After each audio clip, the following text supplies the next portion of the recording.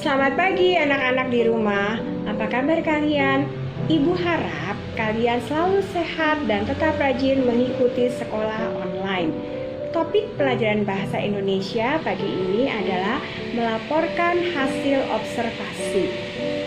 Apakah selama ini kita sudah peduli dengan lingkungan sekitar tempat tinggal kita atau kota tempat kita tinggal, bahkan negara tempat kita tinggal? Yuk kita lihat video berikut ya.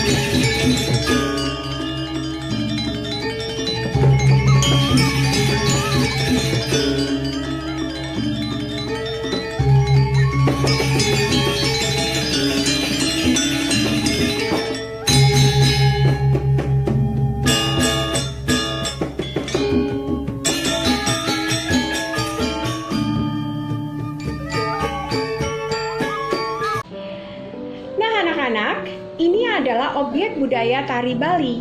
Nama tariannya adalah tari pendek. Tarian ini dipertunjukkan untuk menyambut tamu. Oleh sebab itu, tarian ini selalu dipertunjukkan pada pembukaan suatu acara di Bali. Apa yang kita amati dari sekitar kita dapat kita laporkan sebagai teks laporan hasil observasi. Untuk itu, kita harus tahu terlebih dahulu.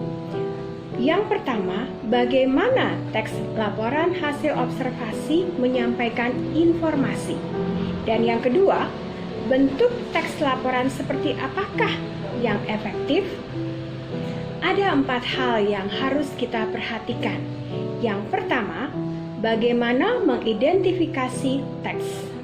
Yang kedua, bagaimana menginterpretasi isi teks. Yang ketiga, bagaimana menganalisis isi dan aspek kebahasaan teks. Dan yang keempat, bagaimana mengonstruksi teks. Pada kesempatan ini, Ibu akan mengajak kalian untuk belajar mengidentifikasi teks. Apakah arti identifikasi?